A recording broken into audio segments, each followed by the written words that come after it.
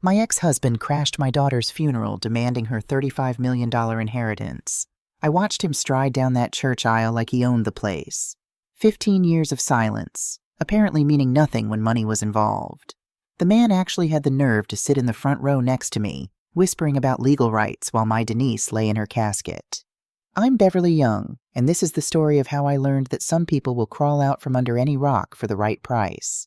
But it's also the story of how my daughter, even from beyond the grave, taught me something I never expected to learn. Let me paint you the picture. There I was, 65 years old, burying the only person who ever truly mattered to me, when Walter Young decides to make his grand entrance. 15 years since he walked out on us, and suddenly he's back, because Denise made something of herself without him. "Maggie," he whispered, sliding into the pew like nothing had happened. "We need to talk about Denise's estate." I turned to look at this man I'd once loved, this stranger who'd abandoned his 8-year-old daughter when things got tough. His hair was gray now, distinguished looking. Expensive suit, perfectly tailored. Manicured nails resting on his knee. Success looked good on him, which made me want to slap him even more. "We don't need to talk about anything, Walter," I said, keeping my voice low. "You gave up any rights to her when you disappeared." He leaned closer, and I could smell his cologne, still wearing that same brand he'd worn when we were married. Some things never change, I suppose. "She was my daughter too, Maggie. I have legal standing here." Legal standing. He had legal standing while I had sleepless nights nursing Denise through fever dreams when she was 9. Legal standing while I worked 2 jobs to pay for her computer classes. Legal standing while I held her hand through 6 months of chemotherapy, watching leukemia steal the light from her brilliant eyes. The pastor began the eulogy, talking about Denise's kindness, her intelligence, her incredible business success. 23 years old and worth more than most people see in 10 lifetimes. My baby girl who'd started coding at 12 and built her first app at 16. Who'd revolutionized medical data security with her company MedSecure before she could legally drink. Walter nodded along like he'd been there for any of it, like he'd earned the right to mourn. And then something happened that threw me off balance. I glanced over at him during the closing hymn, ready to tell him to leave. But I stopped. There was a single tear rolling down his cheek. He wiped it away quickly, almost angrily, like he didn't want anyone to see. Was it real? Was he actually grieving? Or was this just another performance from a man who'd spent his whole life playing roles? I couldn't tell. And that uncertainty bothered me more than his presence. That night, I couldn't sleep. I kept thinking about the day Walter left us. The memories came flooding back whether I wanted them or not. Denise had been building a blanket fort in our living room. 8 years old, missing her 2 front teeth, completely unaware that her world was about to collapse.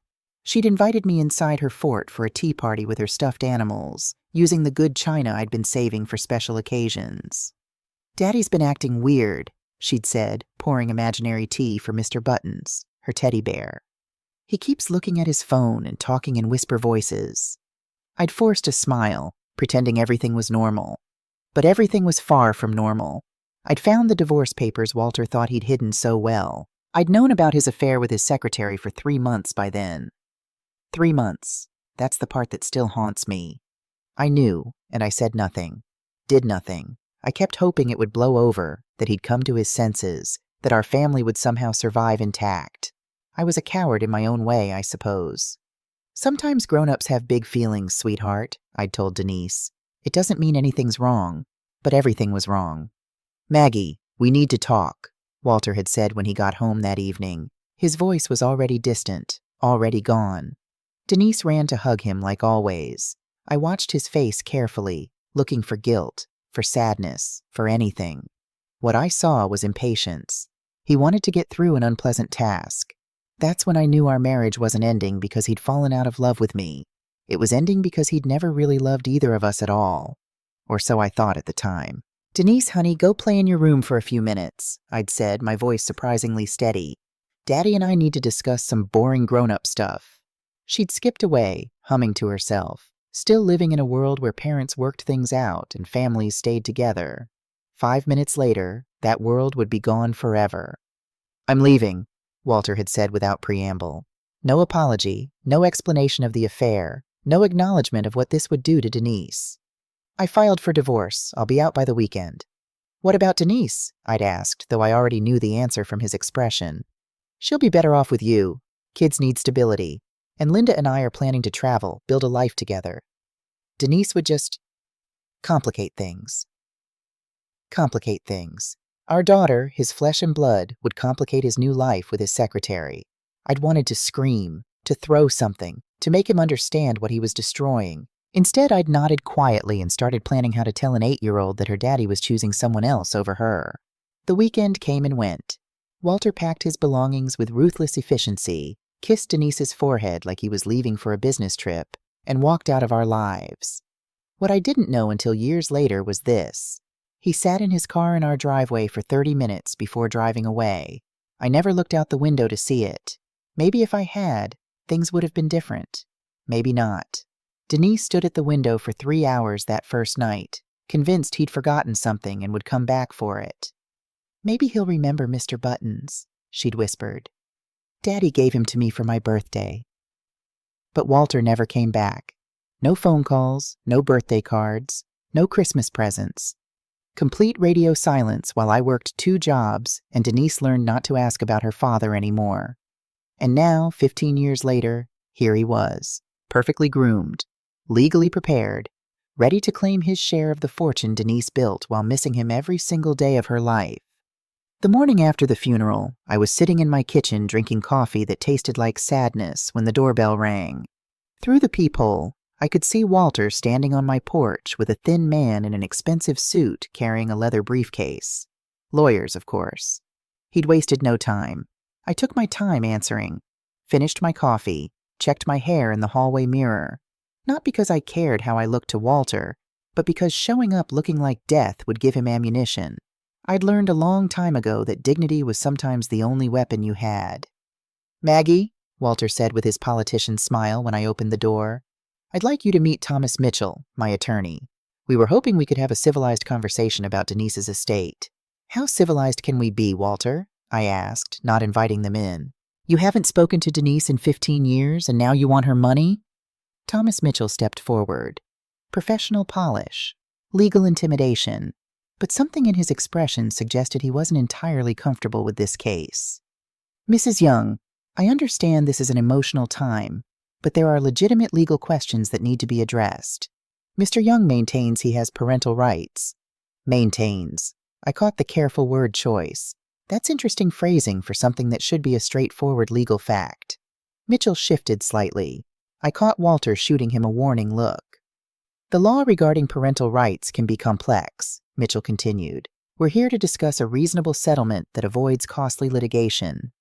I stepped aside and let them into my living room.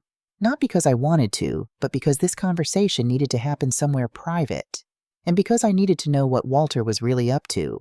He looked around at the modest furniture, the family photos covering every surface, the life he'd walked away from without a backward glance. You've kept it exactly the same, he said, sounding genuinely surprised. Even Denise's school pictures. Why would I change it? I asked. This was our home, Denise's and mine, the home you chose to leave. Then something unexpected happened. Walter's mask slipped, just for a moment. His voice dropped, losing that smooth confidence. Bev, Maggie, I know I don't deserve anything, but I'm in a bad way. My construction company went bankrupt. Patricia's filing for divorce. He paused, swallowed hard. I've got nothing left. So you thought Denise's money would save you? I hoped that my daughter wouldn't want to see her father die homeless on the street. Before I could respond, Thomas Mitchell interrupted. He was flipping through some papers, his brow furrowed. Mr. Young, he said carefully, before we proceed, I need to ask you something. Are there any legal proceedings related to your parental status that you haven't disclosed to me? Any court orders or modifications? Walter's face went pale. I noticed his hands were trembling slightly. Tom, we discussed this. My situation is complicated, but what kind of complications? I pressed, sensing weakness. Mitchell looked between Walter and me, clearly uncomfortable. Mr. Young, I think you need to explain the situation fully. I can't represent you effectively without complete disclosure. What situation? I demanded. The silence that followed told me everything I needed to know. Walter had been hiding something from his own lawyer. Something big. I think, Thomas Mitchell said carefully, closing his briefcase, that I need to conduct some additional research before we proceed further. Mr. Young, we should discuss this privately. Walter was sweating now despite the cool morning air. Tom, I explained that the situation was complex. We can work around any complications. Can we? Mitchell asked pointedly. Because if there are existing court orders that terminate or modify your parental rights, that fundamentally changes the legal landscape here. After they left, with Mitchell looking increasingly unhappy and Walter desperately trying to maintain control of a crumbling situation, I sat back in my chair and thought about Denise's final months. She'd been so weak from chemotherapy, but there had been days when she'd rallied enough to work on her laptop. I'd assumed she was managing business affairs, but now I wondered if she'd been doing something else entirely. My daughter had always been thorough when it came to protecting the people she loved. The phone call came an hour later. Mrs. Young? Thomas Mitchell's voice was tight with professional embarrassment. I'm withdrawing as Mr. Young's counsel. There are ethical issues that prevent me from continuing representation. What kind of ethical issues? Client confidentiality prevents me from discussing details, but I can tell you this much. Mr. Young was not forthcoming about crucial aspects of his legal status. I'd advise you to check the county court records from 11 years ago. Look for proceedings related to parental rights. After he hung up, I went to my computer. My hands were shaking as I searched the public court database. And there it was.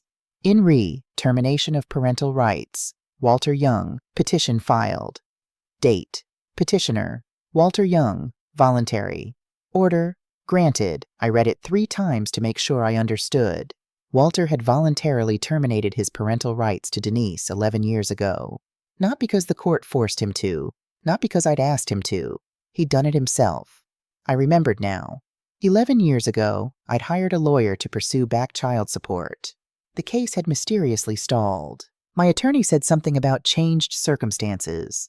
I'd been too exhausted, too overwhelmed with working 2 jobs and raising a daughter alone to push for answers.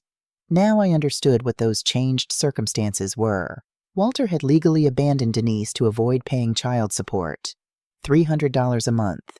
That was the amount listed in our original divorce agreement. $300 a month. Not enough to buy a decent cup of coffee every day, but apparently enough for Walter to decide his daughter wasn't worth it. He'd traded his child for $300 a month, and now he wanted $35 million. I sat in my kitchen as the sun set, staring at those court documents on my screen. Somewhere in this house, I knew Denise had left me answers. My daughter had always been 10 steps ahead of everyone else. I just had to find them. I found the envelope in Denise's old room 3 days later. I'd been avoiding going in there. Every time I passed the door, my chest tightened. Her room still smelled like her. That mix of vanilla lotion and the lavender candles she loved to burn while coding late into the night. The bed was still unmade from her last visit home, 6 months before she died. I couldn't bring myself to change the sheets, but I knew if Denise had left me anything, it would be here. This room had been her sanctuary, her fortress, the place where she'd dreamed up MedSecure on a laptop older than some of her college classmates. I started with her desk. Notebooks filled with code I couldn't understand. Sticky notes with reminders. A photo of the 2 of us at her college graduation, the one she'd dropped out of after her first year to pursue her startup. I'd been so angry at her then, so scared she was throwing away her future. God, how wrong I'd been. The envelope was in the bottom drawer, tucked beneath old tax documents and birthday cards she'd kept from childhood. My handwriting was on most of those cards. Walter had never sent a single one. The envelope was thick, manila, sealed with tape. On the front, in Denise's neat handwriting, for Mom, only open if Dad shows up. My hands trembled as I broke the seal. Inside was a letter, several printed documents, and a USB drive. I started with the letter. Mom, if you're reading this, it means Dad showed up looking for money. I knew this would happen. I've known for 2 years now, ever since I started investigating him. I found the paperwork, Mom, the termination of parental rights. He gave me up for $300 a month. When I first discovered it, I cried for 3 days straight. Then I got angry. Then I got strategic. You know me. I don't do anything halfway. The USB drive has everything you need. Legal documents, investigation reports, and some personal files I want you to see. There's also a letter I wrote for Dad. I'll explain that in a minute. But first, I need you to understand something. I spent most of my life hating him. Every Father's Day at school, when other kids made cards, I sat in the corner pretending I didn't care. Every time someone asked where my dad was, I made up lies because the truth was too humiliating. Every achievement, every award, every milestone, there was always a part of me wondering if he knew, if he cared, if he was proud. He wasn't, Mom. He never checked. I know because I had an investigator look into it. Dad never once searched for news about me, never Googled my name, never asked anyone about how I was doing. He simply erased me from his life like I'd never existed. For a long time, I wanted revenge. I wanted to destroy him the way he destroyed that little girl waiting by the window for a father who was never coming back. But then I got sick. And when you're dying, Mom, you start thinking differently about things.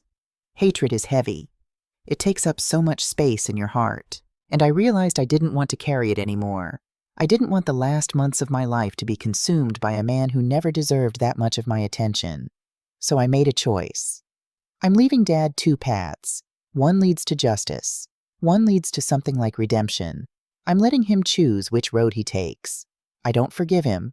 I don't think I ever can. But I'm giving him a chance to do the right thing, maybe for the first time in his miserable life. If he takes it, let him have that small dignity. If he doesn't, everything I've gathered will make sure he never hurts another family again. I love you more than anything in this world. You were my mother and my father. You were everything. Whatever happens with Dad, please don't let him steal any more of your peace.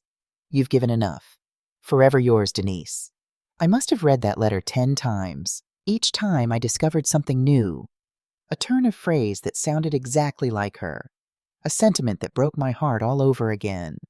My daughter, even facing death, had been thinking about protecting me, about giving her father a chance he didn't deserve, about letting go of hatred that would have consumed lesser people.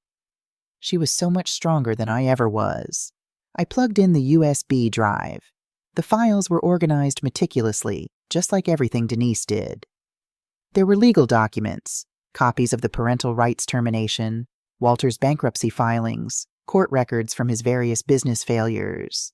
There were investigation reports from a private detective she'd hired, documenting Walter's life after he left us. And there was a folder labeled Journal, Private. I hesitated before opening it. These were Denise's personal thoughts, things she'd never shared with me. But she'd included them in this envelope for a reason. She wanted me to understand something. I clicked on the first entry. Age 15. Tommy Harrison asked me today where my dad was. I told him my father was working overseas on a big international project. He believed me. Everyone always believes me. I hate lying. I hate that I'm so good at it. But I hate the truth more. The truth is, my dad left because I wasn't worth staying for. What am I supposed to say? My father chose his secretary over me? My dad thought I would complicate his new life? Some days I wonder what's wrong with me. What did I do to make him leave? Was I too loud? Too needy? Did I ask for too many bedtime stories? Mom says it's not my fault. She says Dad had problems that had nothing to do with me. But if that's true, why do I feel so broken? Age 17. I cried myself to sleep last night. I dreamed about Dad. In the dream, he came back and said it was all a mistake, that he'd been looking for me this whole time but couldn't find me. He hugged me and told me he was proud of me. Then I woke up and remembered he knows exactly where I am. He just doesn't care. I hate that I still want him to love me. I hate that I still check the mailbox on my birthday just in case. I hate that part of me still hopes. I'm 17 years old. When do I get to stop being that little girl at the window? Age 19. I'm building something. MedSecure. It's going to change how medical data is stored and protected. I know it will. I can feel it. Part of me wants to succeed just so Dad will see it, just so he'll know what he gave up, just so he'll regret leaving. But another part of me knows that's pathetic. I shouldn't need his approval. I shouldn't care what he thinks. He's nobody. He's less than nobody. So why do I still care so much?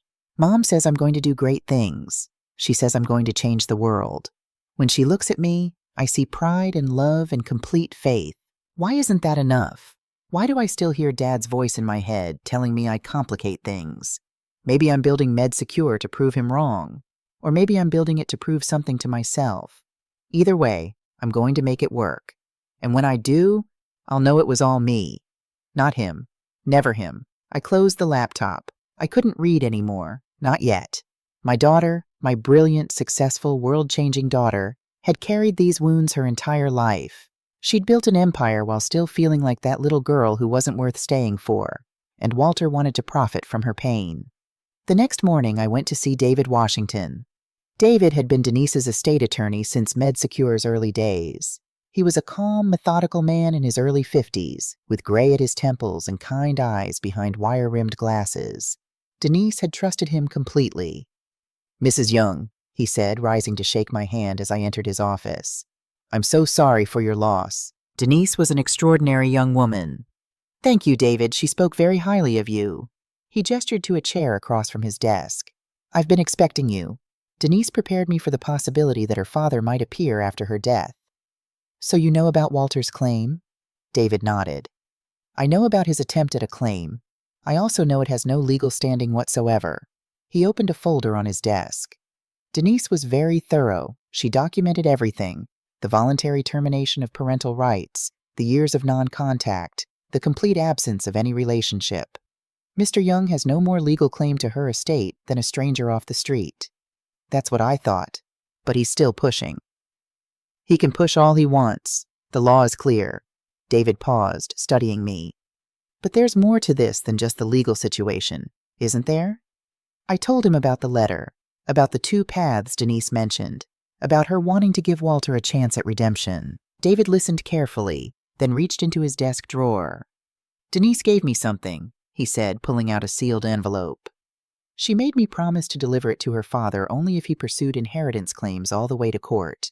She called it his last chance." "What's in it?" "I don't know. She never told me, but she was very specific about the conditions." He set the envelope on the desk between us. "There's something else you should know, Mrs. Young. Denise's investigation uncovered more than just her father's legal maneuvers." He slid another folder across to me. "What's this?" "Evidence that you and Denise weren't Walter Young's only victims." The folder contained information about a woman named Rachel Jenkins and her daughter Sophie. After leaving us, Walter had moved in with Rachel, a single mother struggling to make ends meet after her own divorce. He'd played devoted boyfriend and stepfather for 3 years while Sophie was 4, 5, 6, 7 years old. He'd read her bedtime stories, taken her to soccer practice, let her call him Daddy. Then Rachel's savings ran out. The investigator's report was clinical in its details. Walter had gradually gained access to Rachel's bank accounts, maxed out credit cards in her name, and drained her retirement fund through a series of investment opportunities that never materialized. When there was nothing left to take, he vanished. No goodbye, no explanation, just gone. Sophie was 7 years old, the same age Denise had been when he left us, history repeating itself with devastating precision. "Denise found Rachel 2 years ago," David explained. "She'd been looking into her father's life after he abandoned your family. When she discovered Sophie's situation, she reached out. She never told me. She didn't want to worry you, but she'd been quietly helping Sophie ever since, paying for tutoring, arranging counseling, setting up a college fund. She said she understood what that girl was going through because she'd lived it herself." I stared at the photos in the folder. Sophie at 15, at a school science fair. She had dark hair and serious eyes, and the same guarded expression I'd seen on Denise's face for years after Walter left. "There's one more thing," David said. "Something that didn't fit the pattern. Something that made Denise unsure what to think about her father." "What do you mean?" "Rachel told Denise that the day Walter left, Sophie found him crying alone in the garage. He said to her, 'I'm sorry. I'm a terrible person.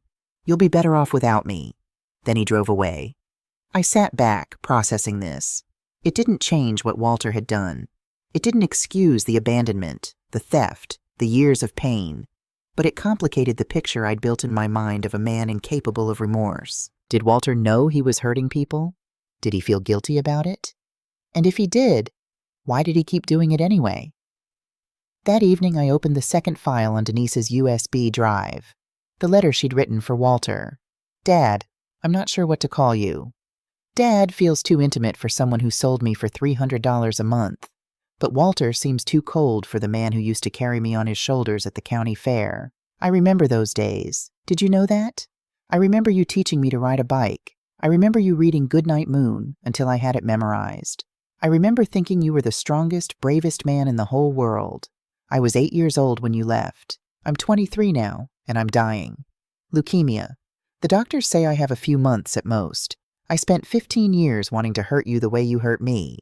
I had fantasies about becoming so successful you'd beg to be part of my life just so I could slam the door in your face. I imagined you seeing my picture in magazines and realizing what you'd thrown away. Childish, I know. But I was a child when you broke me. Those feelings don't just disappear. Here's what I know about you, Dad. I know you terminated your parental rights to avoid $300 a month in child support. I know you did the same thing to Rachel Jenkins and her daughter Sophie. I know you've spent your life moving from woman to woman, taking what you can until there's nothing left, then disappearing. I have enough evidence to destroy you. If I wanted to, I could make sure your name became synonymous with deadbeat fathers everywhere. I could make sure you never had a moment's peace for the rest of your life.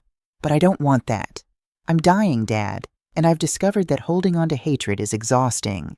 It takes up space I don't have anymore. Space I'd rather fill with love for Mom, with hope for the company I built, with gratitude for the life I got to live despite everything you did to complicate it.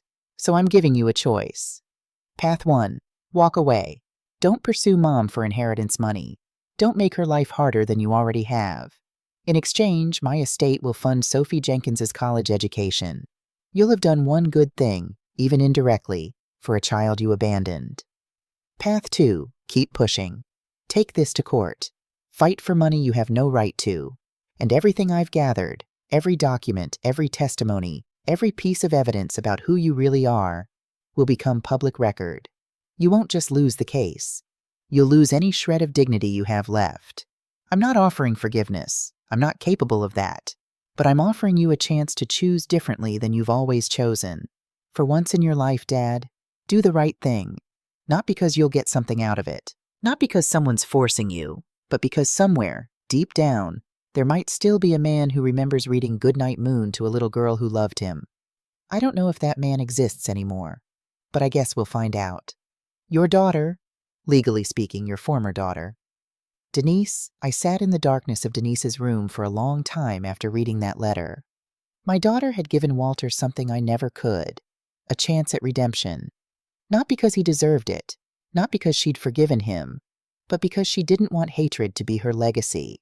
She wanted to let go, and she wanted to see if her father was capable of being anything other than what he'd always been. 2 days later, I received an unexpected phone call. Mrs. Young, this is Patricia Morrison. I'm Walter's wife. I think we need to talk. My guard went up immediately. About what? About the truth. The whole truth. She paused. Walter doesn't know I'm calling you, and when you hear what I have to say, you'll understand why. We agreed to meet at a coffee shop downtown. Neutral territory. Patricia Morrison was a well-dressed woman in her mid-50s, the kind who probably spent more on her haircut than I spent on groceries in a month. But underneath the polish, she looked exhausted. Dark circles under her eyes. A tremor in her hands as she lifted her coffee cup. I'll be direct, she said. I knew about Denise before I married Walter. He told me he had a daughter he'd lost contact with. He made it sound tragic, like circumstances had separated them against his will. And you believed him? I wanted to believe him. Walter can be very convincing when he wants something. She laughed bitterly. I should know. He wanted my inheritance. So why are you telling me this? Patricia reached into her purse and pulled out a folder. Because I found these. Copies of the investigation files your daughter compiled. Walter doesn't know I have them. She slid the folder across the table. I've spent the last week reading through everything. About you, about Rachel Jenkins, about all the women he's used and discarded over the years. I didn't touch the folder. What do you want, Patricia? I want out. Her voice cracked. I filed for divorce, but I also want you to know something, Mrs. Young. Something important. What's that? Walter and I planned this together. The inheritance claim. We talked about it for months before Denise passed. We knew she was sick. We knew she was wealthy. And she closed her eyes, shame written across her face. We waited, like vultures. My stomach turned. You knew she was dying and you planned to swoop in for her money? Yes, Patricia met my eyes. I'm not proud of it. I'm not asking for forgiveness. I'm telling you because you deserve to know the full scope of what you're dealing with. She paused. And because I'm done protecting him. Why the change of heart? Because I read those files. I saw the pattern, woman after woman, child after child. And I realized that I wasn't his partner. I was just his latest mark. She pushed back from the table. I'm prepared to testify about our conversations, about the premeditation, about everything. If it helps you, use it. I'm done being Walter Young's accomplice. She left before I could respond. I sat alone at that table for a long time, the folder untouched in front of me. Walter hadn't just decided to claim Denise's inheritance on impulse. He'd planned it, calculated it, waited for my daughter to die so he could profit from her death.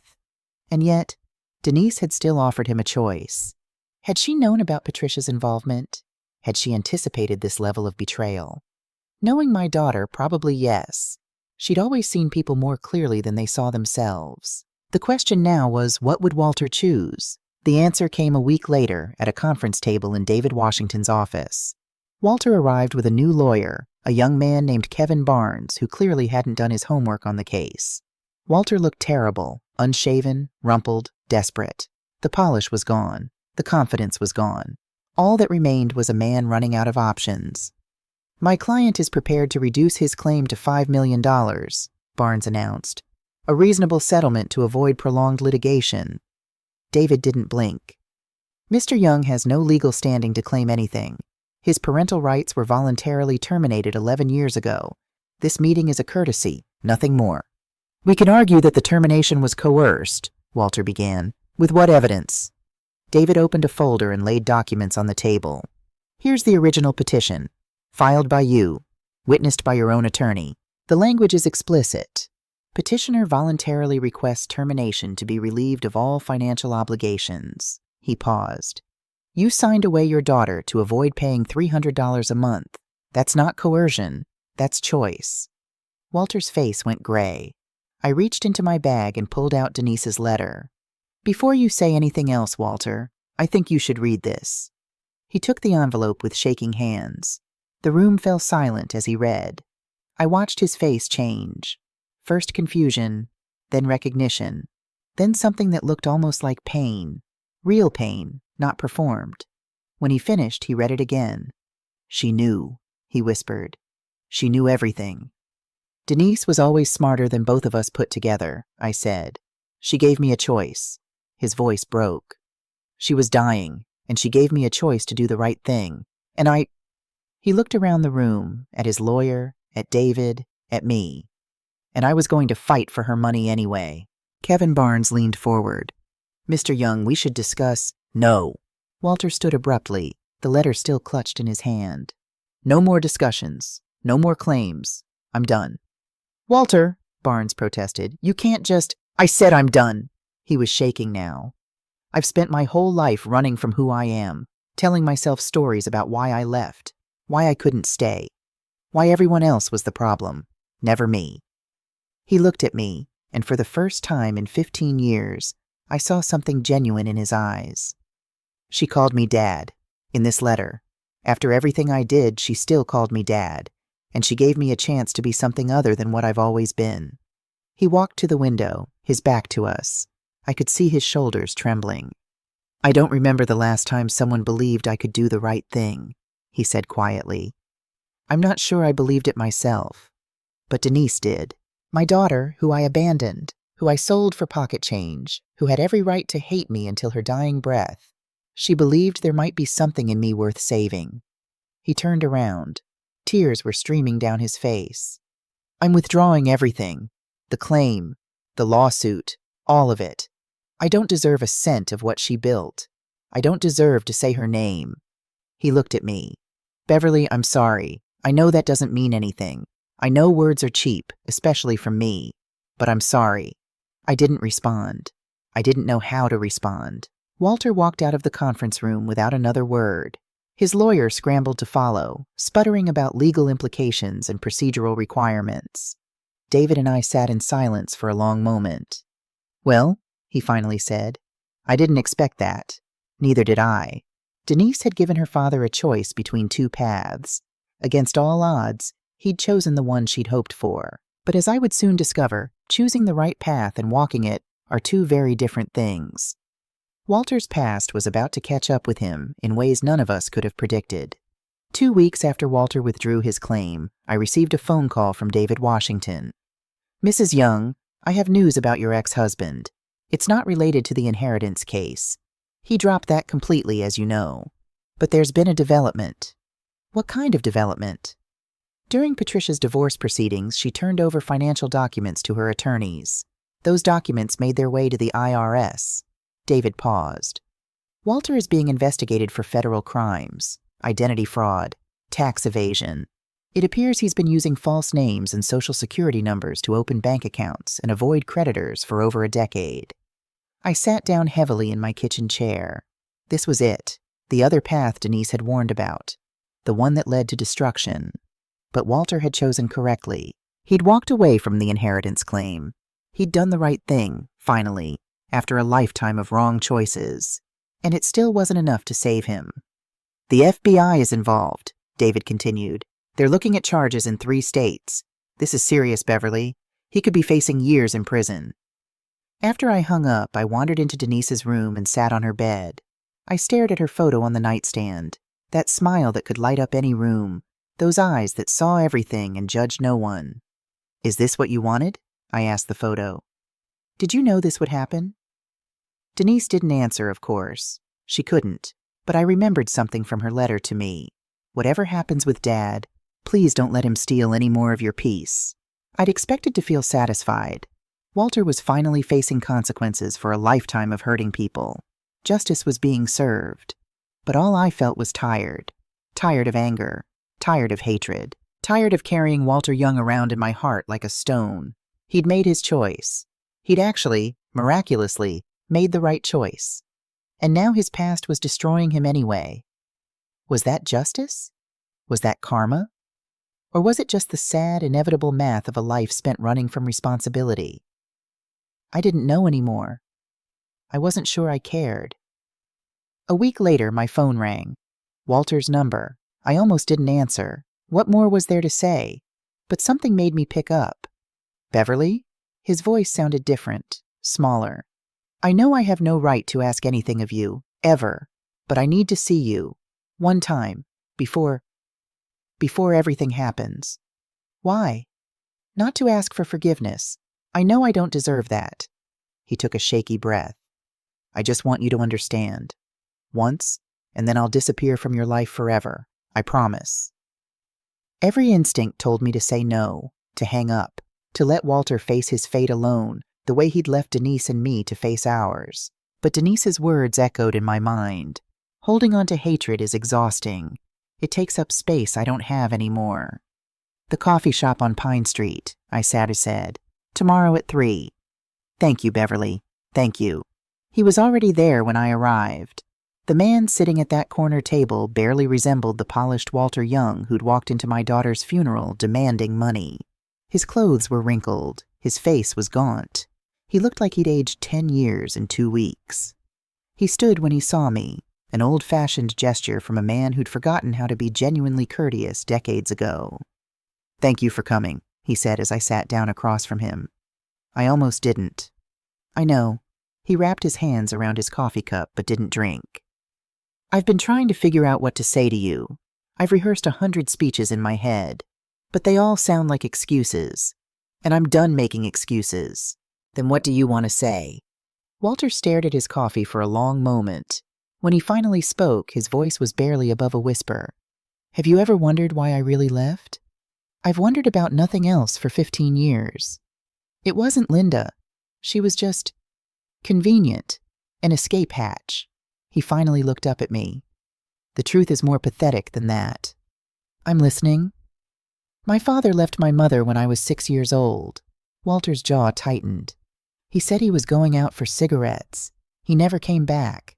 I spent my whole childhood waiting for him, making excuses for him, convincing myself that something terrible must have happened because surely my daddy wouldn't just abandon me. I'd never known this about Walter.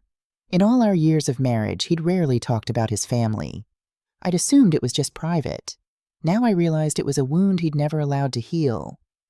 I swore I'd be different, he continued. When Denise was born, I held her in my arms and promised her I would never be like my father. I would be there for every birthday, every school play, every scraped knee and broken heart. But you weren't. No, I wasn't. He closed his eyes. Because somewhere along the way I started seeing my father when I looked in the mirror. Every time I got frustrated with Denise. Every time I lost my temper. Every time I felt trapped by responsibility. I convinced myself that leaving was actually better for her, that she'd be spared the damage of having me as a father. That's the most ridiculous thing I've ever heard. I know. A bitter smile crossed his face. It's what cowards tell themselves to justify being cowards. But in that moment, Beverly, I believed it. I told myself I was protecting her by leaving. You were protecting yourself. Yes, the word came out heavy, final. I was protecting myself, from failing her, from becoming my father right in front of her eyes, from seeing the moment when she realized I wasn't the hero she thought I was. I thought about Denise's journal entries, the years of wondering what she'd done wrong, the birthdays spent checking the mailbox, the nights crying over a father who couldn't be bothered to send a Christmas card. Do you know what the worst part is? I said. She already thought you were a hero. You were her whole world, Walter, and you shattered it because you were too scared to try. I know. She spent 15 years thinking she wasn't good enough, that something was wrong with her, that she did something to drive you away. I know. She built a $35 million company while still feeling like that little girl at the window, waiting for a father who was never coming back. I know, his voice cracked. I read her journal, the parts she included in those files, and I never knew. I never let myself think about what I'd actually done to her. I just kept running. We sat in silence. Around us, the coffee shop hummed with ordinary life, people chatting about ordinary things, completely unaware that at this corner table, 15 years of pain were being laid bare. I'm not telling you this to excuse what I did, Walter said finally. There is no excuse. I failed Denise in every way a father can fail a child. And then I showed up at her funeral trying to profit from her death. He shook his head in disgust. The man I've become, I don't even recognize him anymore. Why are you telling me then? Because Denise asked you to understand. In her letter, she wanted you to have closure. He met my eyes. And because you deserved the truth, even if the truth is just that I was weak and scared and too broken to be the man you both needed. I looked at this man I'd once loved. This stranger who'd caused so much damage. This father who'd traded his daughter for pocket change. And I realized something surprising. I didn't hate him anymore. I didn't forgive him. That wasn't mine to give. It was Denise's, and she'd been clear about not offering it. But the burning anger I'd carried for 15 years, the rage that had kept me awake so many nights, it was gone. In its place was something like pity and exhaustion, and a deep, profound desire to just be done with Walter Young once and for all. What happens now? I asked. With the FBI investigation? My lawyer says I'm looking at 3 to 5 years, maybe more, depending on what they find. He laughed humorlessly. Turns out you can't outrun your past forever. It just waits until you're too tired to keep running. And Patricia? Gone. Took what was left in our accounts and filed papers before I could do anything about it. He shrugged. Can't blame her. She's just doing what I've done my whole life. Looking out for number one. I stood up. This conversation was over. There was nothing left to say. Beverly? Walter called as I turned to leave. For what it's worth, Denise was right about one thing. Somewhere in here, he touched his chest, there's still a man who remembers reading Goodnight Moon to a little girl who loved him. I buried him a long time ago, but he's still there. I paused at the door. Goodbye, Walter. It was the last time I would see him as a free man. The trial lasted 4 days. I didn't have to be there. No one expected me to attend. But something made me go anyway. Maybe I needed to see it through to the end. Maybe I needed to witness the final chapter of this story that had consumed so much of my life. Walter pleaded guilty to multiple counts of identity fraud and tax evasion. He didn't fight, didn't make excuses, didn't try to charm his way out of consequences like he'd done so many times before. When the judge asked if he had anything to say before sentencing, Walter stood slowly. "Your Honor, I've spent my entire adult life hurting people and running away from the damage. I abandoned my daughter when she was 8 years old. I did the same thing to another little girl years later. I stole from women who trusted me. I lied to everyone, including myself." He paused, steadying himself. "My daughter Denise died 6 months ago.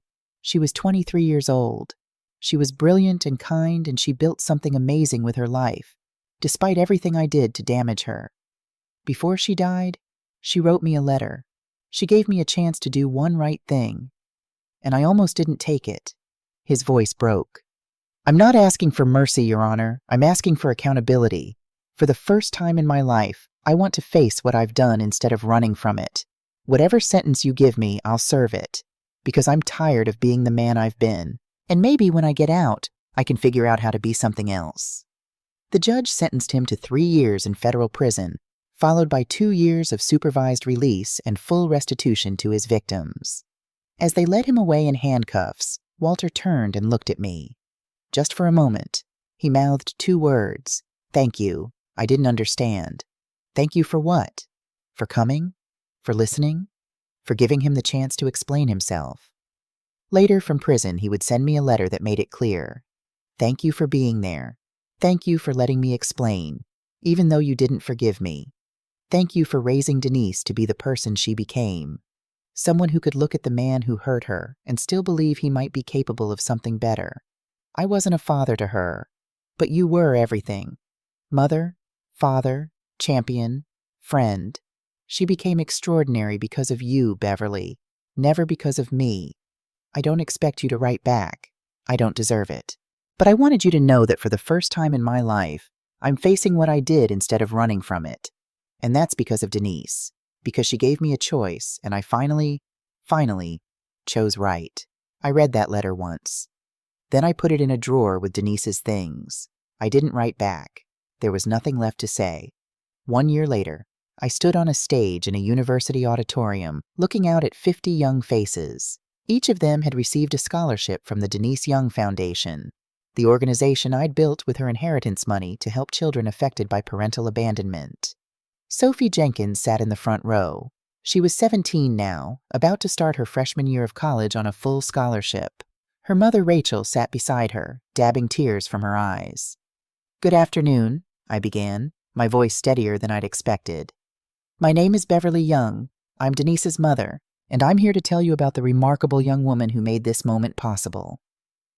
I looked at their faces, some eager, some nervous, all carrying their own stories of abandonment, of loss, of learning to believe in themselves despite parents who couldn't or wouldn't do the job. "Denise wasn't perfect," I said. "I know we're supposed to remember the dead as saints, but she wouldn't want that. She was stubborn, impatient. She ate cold pizza for breakfast and never made her bed." A few laughs rippled through the audience. "She also cried herself to sleep sometimes, missing a father who'd walked away when she was 8 years old." The room grew quiet. "She built an incredible company. She changed how medical data is protected and shared. She was worth $35 million by the time she was 23. But here's the thing about Denise. She never saw that money as hers. She saw it as proof. Proof that children who feel abandoned can still build extraordinary lives. Proof that your value doesn't depend on whether your parents stuck around to see it." I thought about Walter, somewhere in a federal prison, reading about this ceremony in a newspaper clipping I'd sent him. Not as forgiveness, just as evidence that something good had come from all the pain. When Denise got sick, she could have spent her final months being angry. And believe me, she had every right to be. But instead, she chose to build something. This foundation, these scholarships, a legacy that says to every child like her, you are worth staying for, even if the people who should have known that couldn't see it. Sophie was crying now. So was Rachel. So were half the people in the room. "You're sitting here today because Denise believed in you," I continued. "Not because of your circumstances, not despite them, but because she knew, from personal experience, that the kids who learn to survive parental abandonment often become the adults who change the world. I paused, looking at each face individually. So here's what I want you to remember. When you doubt yourself, and you will, because we all do, think about a 23-year-old girl who built an empire while still wondering if her father loved her. Think about someone who had every reason to let bitterness define her, but chose compassion instead. Think about my daughter, Denise Young, who used her last months on Earth making sure kids like you would have a chance. I smiled, feeling Denise's presence as strongly as I ever had. Make her proud. Make yourselves proud. And never ever let anyone convince you that you're not worth staying for. After the ceremony, Sophie approached me. Mrs. Young? Her voice was hesitant. I just wanted to thank you, and to tell you something about Denise. Of course, sweetheart.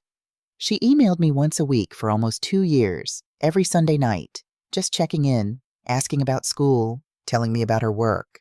Sophie's eyes glistened. Patty. She never missed a single week, not even when she was in the hospital. The last email she sent me was 3 days before she died. I hadn't known that. My throat tightened. Do you know what she said in that last email? Sophie continued. She said, Sophie, one day you're going to help kids like us. I just know it. And when that day comes, remember that you're not defined by who left you. You're defined by who you choose to become. That sounds like Denise. I'm going to study social work, Sophie said. I want to help other kids. Kids whose parents left. Kids who feel like something's wrong with them because someone couldn't love them enough to stay. She took a deep breath. Denise was like a big sister to me, and I'm going to spend my whole life making her proud. I hugged her tight. This girl I'd never met before today. This other daughter Walter had abandoned. This living proof that Denise's legacy was bigger than money, bigger than revenge, bigger than any of us. She's already proud, I whispered. I promise you that. That night I went home to the house where I'd raised my daughter. I sat in the living room, in the same chair where I'd sat 15 years ago, trying to figure out how to tell an 8-year-old that her daddy wasn't coming back. The photos surrounded me. Denise at every age, building blanket forts, blowing out birthday candles, accepting her diploma, standing in front of the MedSecure logo on the day they went public. And next to her photos now, a new frame, 50 faces, the first recipients of the Denise Young Scholarship, the first generation of her legacy. I looked at her picture on the mantel, that smile, those knowing eyes. I understand now, I said softly, why you gave him a choice. It wasn't about forgiving him. It wasn't about being the bigger person. It was about letting go, about not giving him power over you anymore, about choosing who you wanted to be, regardless of who he was. The house was silent, but I felt her presence anyway. You were free, I continued. Even while you were dying, even while you were planning for every contingency, even while you were protecting everyone you loved, you were free. Because you'd decided that Walter Young's choices didn't define you. Only your own choices could do that. I wiped my eyes. I spent 15 years being angry at him, 15 years carrying that weight around. And you carried it too, but you found a way to put it down. You found a way to build something beautiful out of something broken. I stood and walked to the window, the same window where Denise had stood at 8 years old, waiting for a father who never came back. I'm putting it down now too, baby girl. I'm letting him go. Not for his sake, for mine, for yours. Because you're right. Holding on to hatred just lets him keep taking from us. And I'm done letting Walter Young take anything else. Outside, the sun was setting. Another day ending. Another step forward. Thank you, Denise, I whispered, for teaching your mother how to be free. Some stories don't have clean endings. Walter Young served 2 years of his 3-year sentence before being released on good behavior. I heard he moved to a small town in New Mexico, got a job at a hardware store, and started attending meetings for people trying to rebuild their lives after prison. I don't know if he found redemption. I don't know if he ever became the man Denise hoped might still exist somewhere inside him. That's not my story to tell. My story is about learning to let go, about watching my daughter face death with more grace than most people bring to life. about inheriting not just her money, but her wisdom. The Denise Young Foundation has now given scholarships to over 200 students. Sophie Jenkins graduated last spring with honors and is working at a nonprofit that helps children in foster care. Rachel Jenkins volunteers at our office every Tuesday, helping process applications from parents trying to do right by the kids in their lives. And me? I'm 67 years old. I live in the same house where I raised my daughter. I still can't bring myself to change the sheets on her bed. But I wake up every morning without hatred in my heart. I go to sleep every night knowing that something good came from all that pain. Denise didn't leave me $35 million. She left me something worth far more. She left me freedom. She left me proof that love is stronger than abandonment. She left me a legacy I'll spend the rest of my life honoring. And she left me with the knowledge that somewhere, somehow, my brilliant daughter is watching all of this unfold, proud of the children she's helping, proud of the mother who raised her, proud of the life that continues to ripple outward from her too short time on this earth. That's the inheritance that matters, not the money, not the justice, not even the closure with Walter. Just love, passed down from mother to daughter and back again, growing with each person it touches, changing the world one abandoned child at a time. Good night, Denise. Sleep well, my love. I'll see you when I see you.